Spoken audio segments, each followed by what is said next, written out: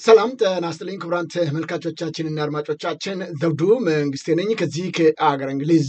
አሁን የዘውዱ ሾው አጫጭር ዜናዎችን አቀርብላችኋለሁ፣ አብራችሁን ቆዩ። በቅድሚያም እርሶቹን ነው። የመከላከያ ጦር በላውንቸር ጋየ። የኦሮሚያው ፕሬዝዳንት አልቻልኩም ሲሉ እውነታውን ተናገሩ። አደገኛው ቲክቶከር በቁጥጥር ስር ዋለ። አጨብጫቢው የኢትዮጵያ ፓርላማ ጥያቄ አነሳ። ምን ታይቶት ይሆን? በጋምቤላ እገዳ ተጣለ። ከሃዲዎችም አዲስ አበባን ጎበኙ። ፌዴራል ፖሊስም አፈናውን ቀጠለ። ፍርድ ቤት የሰጠውን ውሳኔ በመጣስ አሜሪካ በይፋ ለቀቀች። አሁን ወደ ዝርዝሩ እንሄዳለን። አብራችሁን ቆዩ። በቅድሚያም ከፋኖች ዜና እንጀምራለን። በላውንቸር ጥቃት የመከላከያ ኃይሎች ጋዩ። በሶስት ተሽከርካሪዎች ተሳፍረው ከመርሳ አባጌትዬ ወደ ደሴ ሲንቀሳቀሱ የነበሩ ናቸው የአገዛዙ ወታደሮች የላውንቸር ጥቃት ተፈጸሙባቸው በርካቶቹ መገደላቸው የተገለጠው። በጥቃቱ ከተገደሉ መካከል ስምና ማዕረጋቸው ለጊዜው ያልታወቁ ከፍተኛ ወታደራዊ አዛዦች እንደሚገኙበትም ለማወቅ ተችለዋል። በአማራ ፋኖ ብሔራዊ ንቅናቄ እዝ ምስራቅ አማራ ኮር አንድ የባለሽርጡ ክፍለ ጦር ፋኖች ነው በትላንትናው ዕለት በአንድ ተሳቢና አንድ ሲኖትራክ እንዲሁም በአንድ ፓትሮል ተሳፍረው ከመርሳ አባጌትዬ ወደ ደሴ እየተጓዙ በነበረበት ሰዓት ነው የብልጽግና መከላከያ ሰራዊት አባላቶች ላይ ኢላማውን ያነጣጠረ ላውንቸር ጥቃት በመፈጸም ሙሉ በሙሉ መደምሰሳቸው የተገለጠው። ጥቃቱ የተፈጸመው ከመርሳ አባጌትዬ ደሴ ባለው ጥቁር አስፓልት ልዩ ስሙ ሊቦስ ኤላ እየተባለ በሚጠራው አካባቢ ላይ ሲሆን በዚሁም በርካታ አገዛዝ ወታደሮች ሲገደሉ፣ ቀሪዎቹ ደግሞ በከባድ ሁኔታ ቆስለው ወደ መርሳ ሆስፒታል ተወስደዋል። ፋኖ የአንድነቱን ችቦ ከለኮሰ በኋላ በአገዛዝ ወታደሮች ላይ እየወሰደ የሚገኘው እርምጃ እጅግ እየጠነከረ መምጣቱም ተገልጧል። የመከላከያ ኃይል እየተናደ መሆኑ ተገለጸ። ፋኖን የሚቀላቀለው ቁጥር ዛሬም እንደቀጠለ ነው። የምዕራብ እዝ 401ኛ ኮር ቃኘው መሐንዲስ 4 ጋንታ አዛዥ 206ኛ ኮርን መቀላቀላቸው ተገለጸ። የአማራ ፋኖ አንድነት ምስረታ በፈጠረባቸው ደስታ ከኦሮሚያ ክልል በመነሳት ቀናት የወሰደውን ጉዞ ተጉዘው ነው 206ኛ ኮር 14ኛ ክፍለ ጦር አብርጀት ሻለቃን የተቀላቀሉት። እነዚሁ የመከላከያ ሰራዊት አባላት ሁነን በህዝባችን ላይ የሚደርሰውን ግፍና በደል ተመልክተናል ያሉት የጋንታ አዛዦች የአማራ ፋኖ አንድ አለመሆኑን ስርዓቱ ለቀው ትግሉን ለመቀላቀል እንቅፋት እንደሆነባቸው ነው የተናገሩት። ጥር 9 የተሰማውን የአንድነት ብስራት ተከትሎ በግንባር ቀደምትነት ድርጅቱን ለመቀላቀል ረጅም መንገድ በእግራችን ተጉዘን ጎጃም ገብተናል ሲሉም አክለው ተናግረዋል። የሰራዊት አባላት ወደ ህዝባቸው መተኮሱን አቁመው የፋኖን ትግል እንዲቀላቀሉ አዛዦቹን ጥሪ አቅርበዋል። የአማራ ፋኖ ብሔራዊ ንቅናቄ ለፖሊስ፣ ለመከላከያ፣ ለልዩ ኃይልና ለሌሎችም ተዋጊ ኃይሎች ጥሪ ካቀረበ በኋላ በርካቶቹ ፋኖን ለመቀላቀል ፍላጎት ከማሳየት በዘለለም በተግባር እየፈጸሙ መሆኑ ነው የተገለጸው። የአብይ አህመድ ስርዓት ብልጽግናው አሁን እየተፍረከረከ እየመነመነ መሄዱም ተገልጿል። ጭንቀት ውስጥ የገባው የብልጽግና ኃይል አሁን ምን ማድረግ አለብኝ በሚል ከሀገር የሚወጣበትን ወይም እጁን ሳይሰጥ መላ በመፈለግ ላይ እንደሚገኝም ተገልጧል። የኦሮሚያ ክልል ፕሬዝዳንት ሽመልስ አብዲሳ አልቻልኩም፣ አሁን በፍጹም ልቋቋመው የምችለው አይደለም ሲል ተናገረ። የወለጋ ፋኖን ማጥፋት ባለመቻሌ አሁን ችግር ውስጥ ገብቻለሁ ብለዋል። አሁን ላይ የወለጋ አማሮች ሞት በቃን ብለው ታጥቀው ራሳቸውን እየመከቱም ይገኛሉ። በዚህም ነው ኦህዴድ ድንጋጤ ውስጥ መግባቱ የታወቀው። ጉድጓዱን ስትቆፍር አታርቀው፣ ማን እንደሚገባበት አይታወቅም ይላል አማራ ሲተርት። ዛሬ የሽመልስ አብዲሳ አስተዳደር የወለጋ ፋኖ ማጥፋት አልቻልኩም፣ ከቁጥጥሬ ውጭ ሆኖብኛል ሲል ገልጧል። የኦሮሚያ ልዩ ኃይል 80% የሚሆነውን በወለጋ ይገኛል። ባለፈው ሕፃን አዛውንት ሳይለይ መጨፍጨፉ አይዘነጋም። የኦህዴድ ሚዲያዎች ጀግናው የኦሮሚያ ልዩ ኃይል በወለጋ ፋኖ ላይ የማያዳግም እርምጃ ወሰደ ሲሉ ዘግበው እንደነበረ የሚዘነጋም አይደለም። በደም የተገነባው የወለጋ ፋኖ አስገራሚ ተጋድሎ እያደረገ የሚገኝ ሲሆን አሁን በተቀናጀ ሁኔታ በአንድ እዝ ተዋቅሮ የአማራ ፋኖ ብሔራዊ አካል መሆኑ ያስደነገጠው የኦሮሚያ ክልል ያሉትን እንኳን መቋቋም አቅቶኝ አሁን ከፋኖ ጋር አብሮ መቀናጀቱ ደግሞ አደጋ ውስጥ ክልሉን ሊከተው ይችላል የሚል ስጋት እንዳለበትም ገልጿል። በተደጋጋሚ ጊዜያት ያደረግናቸው ጥረቶች አልተሳኩም። ሞከርን፣ ደጋግመንም ሞከርን፣ ግን ሊጠፉ አልቻሉም። አሁን እኔ ከባድ ችግር ውስጥ ነው የገባሁት። የፌዴራል መንግስቱም በዚህ ጉዳይ ላይ ጣልቃ ገብቶ እርምጃ መውሰድ ይገባዋል። እዛ የሚገኙ አማሮች በጠቅላላ መጠረግ አለባቸው ማለቱንም ከውስጥ የመጡ መረጃዎች ጠቁመዋል። አነጋጋሪው ሽምግልና ጉድ አስባለ። በአዲስ አበባ ከተማ ነው የተከናወነው። ይህ ጉደኛ ሽምግልና አንድ የጥሎሽ ስነስርዓት ላይ ነው። በቅንጡና ውድ በሆኑ ስጦታዎች የበዙበት ቀልብ በመሳብ መነጋገሪያ ሆነዋል። ለሙሽሪት ስጦታዎች መካከልም በልዩ ሁኔታ ያጌጠና ሙሉ የቤት የግል መገልገያ ስጦታዎች የያዘ ተሽከርካሪ፣ ብራንድ የሆኑ ዘመናዊ ሻንጣዎች የሞሉት ልብስና ሽቶዎች እንዲሁም እጅግ ውድ የሆኑ ሙሉ የወርቅ ጌጣጌጦች ተበርክተውላታል። ነገሩ በዚህ ብቻ አላበቃም። ከስጦታዎቹ ሁሉ ጎልቶ የታየውና አነጋጋሪ የሆነው ሙሽራው አቤል ለሙሽሪት የአብስራ ሀብታሙ የጻፈው 10 ሚሊዮን ብር ቼክ ነው። ይህ የአቤልና የአብስራ ጥሎሽ በከተማው ካየናቸው ውድ የቅንጦት ጥሎሽ ስጦታዎች መካከል በግንባር ቀደምትነት ተጠቃሽም ሆኗል ብለዋል። አገር ጭንቅና መከራ በገባችበት ሰዓት ሰዎች የሚበሉት የሚጠጡት አጥተው ስቃይና መከራ በሚያዩበት በሚገደሉበት ሰዓት እንደነዚህ አይነት መረጃዎችን ለሕዝብ ለማውጣት ለምን ተፈለገ? ይህንንስ በራሳቸው በውስጥ ማድረግ አልነበረባቸውም የሚል ወቀሳም ተከትሏል። አደገኛው ቲክቶከር በቁጥጥር ስር ዋለ። ሴቶችን ወደ መዝናኛ ቦታዎች በመውሰድና በሚጠጡት መጠጥ አደንዛዥ እጽ ጨምር የነበረው ግለሰብ ነው በቁጥጥር ስር መዋሉን ፖሊስ የገለጠው። የአዲስ አበባ ፖሊስ ማህበራዊ ሚዲያን በመጠቀም ከሀገሪቱ ባህልና እሴት ውጭ የሆኑትን ተግባራት ሲፈጽም የነበረውን ንጉስ ዳዊት ወይም ግብዳው የተባለ ተጠርጣሪ ነው በቁጥጥር ስር መዋሉን ያሳወቀው ፖሊስ በገለጸው መሰረት ተጠርጣሪው ሴቶችን ወደ መዝናኛ ቦታዎች በመውሰድ በሚጠጡበት መጠጥ ውስጥ አደንዛዥ እጽ በመጨመር ያልተገባ ድርጊት እንዲፈጽም በማድረግና በምስል በመቅረጽ ምስሉን በማህበራዊ ሚዲያ ወይም ቲክቶክ በማሰራጨት ወንጀል ተጠርጥረዋል።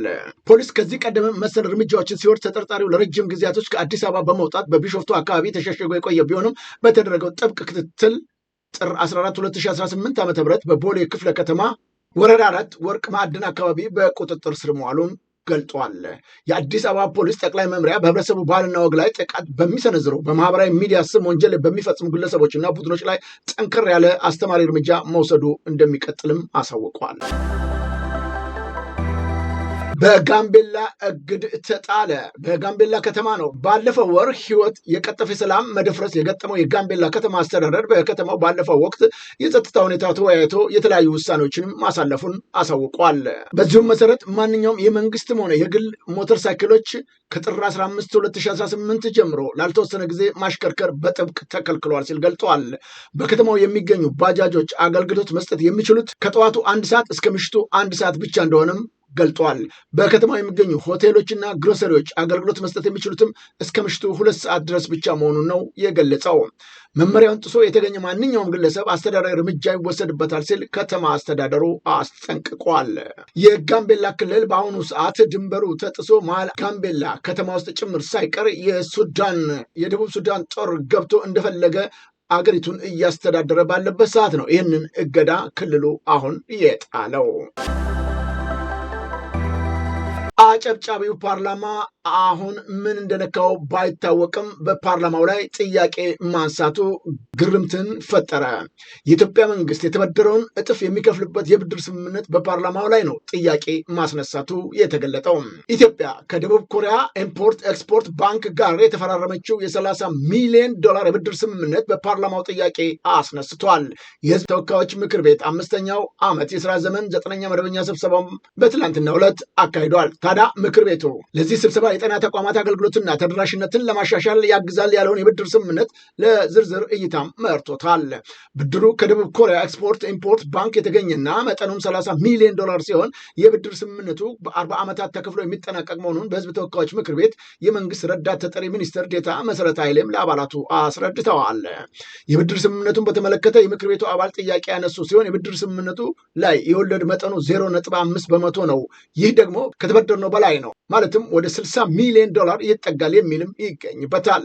ብድሩም በሚመለስበት ጊዜ ከብድሩ ይልቅ ወለዱ ይበልጣል። ለዚህ ደግሞ ከፍተኛ ጥንቃቄ ያስፈልገዋልም ብለዋል የምክር ቤቱ አባላት። አያይዘውም የፕሮጀክቱ ግዢ የሚፈጸመው በኢትዮጵያ መድኃኒት አቅርቦት ባለስልጣን አማካኝነት መሆኑ ለምን አስፈለገ? ምክንያቱም ይህ ስራ በዋናነት የጤና ሚኒስቴር የሚመለከት በመሆኑ አሳማኝ ምክንያት አለው የሚሉ ጥያቄዎችም ማቅረባቸው ነው የታወቀው። ብድሩ 15 ዓመት የችሮታ ጊዜና በ40 ዓመት ተከፍሎ የሚጠናቀቅ እንደሆነም ተገልጿል። በዚሁ መሰረት ምክር ቤቱ በረቂቅ አዋጁ ላይ ተወያይቶ የጤና ስርዓቱን የሚያጠናክር አዋጅ መሆኑን አምኖ ለዝርዝር እይታ ለፕላን በጀት ፋይናንስ በጉዳዩ ኮሚቴ በሙሉ ድምፅ ወስኖታል።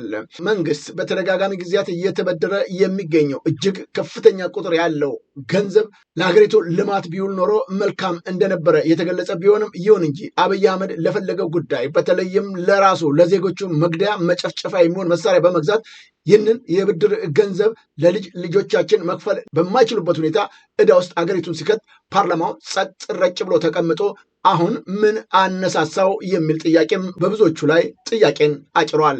በአንዳንድ ወገኖች ዘንድ ደግሞ ፓርላማው አሁን እንደነዚህ አይነት ጥያቄዎችን ማንሳት የጀመረው የፋኖ አንድ መሆን አስደንግጦት ቢያንስ እንደዚህ ሰርተናል ለማለትና ራሳችንን ከእስር ቤት ለማዳን እንኳን ቢቻል የምንችለውን እናርግ ለማለት እንደሆነም ተጠቁሟል። አፋድ የከዱት ብልጽግናዎች አዲስ አበባን አስጎበኟቸው። የአማራ ፋኖ ህዝባዊ ድርጅት አፋድ አመራሮች አባላት አዲስ አበባን ጎብኝተዋል ሲል ነው በመገናኛ አውታሮቹ የዘገበው። የአማራ ፋኖ ህዝባዊ ድርጅት አፋድ አመራሮች አባላት አዲስ አበባ ከተማን የተከናወኑ ልማት ስራዎችን ጎብኝተዋል ብለዋል በራሱ መገናኛ አውታሮች። በአማራ ክልል መንግስትና በአማራ ፋኖ ህዝባዊ ድርጅት አፋድ መካከል ሲካሄድ የነበረውን የድርድር ሂደት ተቋይቶ በቅርቡ የሰላም ስምምነት መፈረሙ ይታወቃል ብለዋል። በትላንትናው ዕለት በአማራ ክልል መንግስትና በአፋድ መካከል የተደረሰውን ዘላቂ ስምምነት ውጤታማ ማድረግ የሚያስችል ስምምነትም ተፈራርሟል ብለዋል። አፋድ አመራር አባላት በዛሬው ዕለትም በአዲስ አበባ ከተማ የተከናወኑ እና እየተከናወኑ የሚገኙ ልማት ስራዎችን ተዘዋውረው ተመልክተዋል። በዚህ የአድዋ ድል መታሰቢያ በከተማው የተከናወኑ የኮሪደር ልማት፣ የወንዝ ዳርቻ ፕሮጀክትና ሌሎችም የልማት ስራዎችን ጎብኝተዋል። የብልጽግና ሚዲያዎች ይህንን ካወጡ በኋላ በርካታ ኢትዮጵያኖች አስቂኝና ገራሚ ብለውታል። የአማራ ህዝብ በአሁኑ ሰዓት ስቃይና መከራ ውስጥ ባለበት አዲስ አበባ ጭምር እንዳይገቡ ተከልክለው በዛን ሰዓት እንዋጋለን ብለው የገቡ የቀድሞ የፋኖ ኃይሎች ዛሬ አዲስ አበባን ለመጎብኘት እድል ስለተሰጣቸው አማራ ኢትዮጵያ ነፃ ሆነች ብለው አስበው ይሆን የሚል ጥያቄም አንስተዋል። ቀደም ሲል የኦሮሞ ብልጽግና በምንም ጉዳይ ላይ አማራ ወደ አዲስ አበባ ድርሽ እንዳይል ሲል የነበረው ለምንድን ነው ዛሬ መሀል አዲስ አበባ ውስጥ የሚያስጎበኛቸው ሲሉም ጥያቄ አንስተዋል። ምንም ይሁን ምን አሁን አማራ ፋኖ አንድ ሆኗል። ከዚህ በኋላ ከድል ውጭ ወደኋላ የሚመልሰው አንዳችም ነገር የለም። አብይ አህመድ ከዛች ወንበር ላይ ለቆ ብልጽግናዎች ለሕግና ለፍትህ እስከሚቀርቡ ድረስ ትግሉ በምንም ጉዳይ አይቋረጥምም ብለዋል። በጣና ሐይቅ ላይ የታንኳ ቀዘፋ ውድድር ተካሄደ። የቱሪስት መዳረሻ በሆነችው ውቧ የባህር ዳር ከተማ ነው። በባህር ዳር ከሚከናወኑ ልዩ ልዩ ሁኔታዎች መካከል አንዱ የሆነውን የታንኳ ቀዘፋ ውድድር በደመቀ ሁኔታ አካሂደዋል።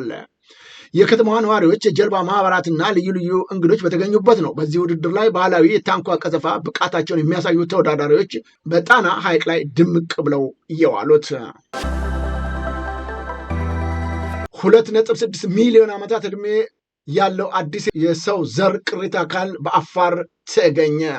ኢትዮጵያ በድጋሚ ዓለም ትኩረት የሳበ ትልቅ ሳይንሳዊ ግኝት አስተናግዳለች። በአፋር ክልል የሚገኘው ሚሌ ሎጎ መካነ ቅርስ ስፍራ ከዚህ ቀደም ተገኝቶ የማይታወቅ ፓራንትሮስ የተሰኘ የ2.6 ሚሊዮን ዓመት ዕድሜ ያለው የቅድመ ሰው ዝርያ ቅሪተ አካል ተገኝቷል ብለዋል። ግኝቱን የተመለከቱ ዋና ዋና ነጥቦችንም አዲሱ ግኝት ይህ የቅድመ ሰው ዘር ከዚህ ቀደም በኢትዮጵያ ከተገኙ ዝርያዎች የተለየ አዲስ መሆኑን ተመራማሪዎቹ አረጋግጠዋል። የጥናቱ ቡድን ግኝት በዓለም አቀፍ ደረጃ በዘርፉ ዝነኛ በሆኑት ፕሮፌሰር ዘረሰናይ ዓለም ሰገድ ከቺካጎ ዩኒቨርሲቲ በሚመራ ቡድን ነው የተገኘው። ፕሮፌሰር ዘረሰናይ እንዳሉትም ይህ የተገኘው ዝርያ አካባቢን የመላመድ ከፍተኛ ችሎታ የነበረው በመሆኑ በተለያዩ አካባቢዎች ይኖር እንደነበረም በጥናቱ ተረጋግጧል ብለዋል። ፌዴራል ፖሊስ የፍርድ ቤትን ውሳኔ በመጣስ አፈና አካሄደ። ፍትህ፣ ህግ በኢትዮጵያ ውስጥ ፈጽሞ አይሰራምም ተብሏል። ለወራት በእስር ላይ የቆየው በ300 ሺህ ብር ዋስትና የተፈታው የፖለቲካ እስረኛ ዮናስ ወንድማገኝ በፌዴራል ፖሊስ አባላት ነው ዳግም አፈና የተፈጸመበት።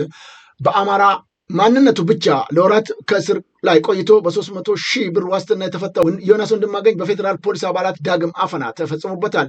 በፌዴራል ፖሊስ ወንጀል ምርመራ ቢሮ በማዕከላዊ እና በቅሊንጦ በግፍ እስር ላይ የቆየው የጤና ባለሙያ ዮናስ ወንድማገኝ ጥር 7 2018 በቀነ ቀጠሮ ነበር ጉዳዩ የሚከታተለው የከፍተኛ ፍርድ ቤት ልደታ ምድብ ችሎት በ300 ሺህ ብር ዋስትና ከእስር ተፈቶ ሂደቱ በውጭ ሆኖ እንዲከታተል ሲል የወሰነለት። ይሁን እንጂ ፍርድ ቤቱ ትዕዛዙ ውጪ ዳግማዊን ህገወጥ አፈና መፈጸሙ መደበኛ ስራው አድርጎታል። የፌዴራል ፖሊስ ጥር 14 2018 ከቀኑ 11 ሰዓት በቅሊንጦ ማረሚያ ቤት ነው ተፈትቻለሁ ተብሎ ከግቢው ሲወጣ በሩ ላይ ጠብቀው በመቆየት አፍነው መውሰዳቸው የተገለጸው። አሁን ወደ ውጭ ዜናዎች እናመራለን። እንግሊዝ በለንደን በዘራፊዎች ከ1.3 ሚሊዮን ዶላር በላይ የሚያወጣ ቅንጡ ሰዓቶች በ3 ደቂቃዎች ውስጥ ተዘረፉ። ጉድም ተባለ። 6 ዘራፊዎች ናቸው በማዕከላዊ ለንደን ወደሚገኘው የሮሌክስ የቅንጡ ሰዓት መሸጫ በማምራት ሰራተኞቹም በሰይፍ በማስፈራራት ከ1.3 ሚሊዮን ዶላር ዋጋ የተተመነላቸው ቅንጡ ሰዓቶችን ከ3 ደቂቃ ባነሰ ጊዜ ውስጥ ሰርቀው አምልጠዋል ተብሏል። አሜሪካ ከዓለም ጤና ድርጅት WHO ለቀቀች። አሜሪካ ከዓመታት በፊት በሰጠችው ቅድመ ማስጠንቀቂያ መሰረት ነው የተባበሩት መንግስታት ድርጅት አካል በሆነው የዓለም ጤና ድርጅት WHO አባልነት በይፋ ለቃ ወጥታለች። ፕሬዚዳንት ዶናልድ ትራምፕ ሁለተኛ ዙር የስልጣን ዘመናቸውን በጀመሩበት ዕለት ነው ካስተላለፏቸው ፕሬዚዳንታዊ ውሳኔዎች መካከል አንዱ የሆነው ከዓለም ጤና ድርጅት መውጣት ተግባራዊ ሆነዋል። ይህንን ውሳኔም ተከትሎ የአሜሪካን ሰንደቅ ዓላማ ስዊዘርላንድ ጄኔቫ ከሚገኘው የዓለም ጤና ድርጅት ዋና መስሪያ ቤት እንዲነሳም ተደርጓል። ከዚህ በኋላ አገሪቱ ከዓለም ጤና ድርጅት ጋር የሚኖራትን ግንኙነት ውስንና ከተቋሙ መውጣቷን ለማጠናቀቅ በሚያስፈልገው ጉዳዮች ላይ እንደሚሆንም ተነግሯል።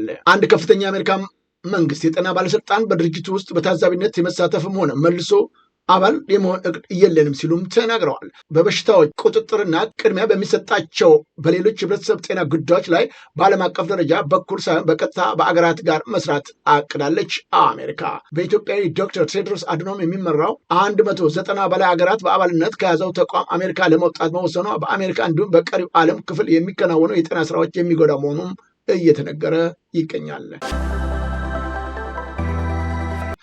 ክቡራን ተመልካቾቻችንና አድማጮቻችን ለአሁኑ ያቀረብኩላችሁ የዘውዱ ሾው ዜናዎች እነዚህን ይመስሉ ነበረ። በቀጣይ ዝግጅታችን እስከምንገናኝ የዘውዱ ሾው ሚዲያን ሼር፣ ላይክ እና ሰብስክራይብ በማድረግ ወዳጅ ቤተሰቦቻችን እንድትሆኑ ከወዲሁ በማክበር እንጠይቃለን። ከዜናዎቹ ጋር አብሬያችሁ የነበርኩት እኔ ዘውዱ መንግስት የነበርኩ። ጤና ይስጥልኝ።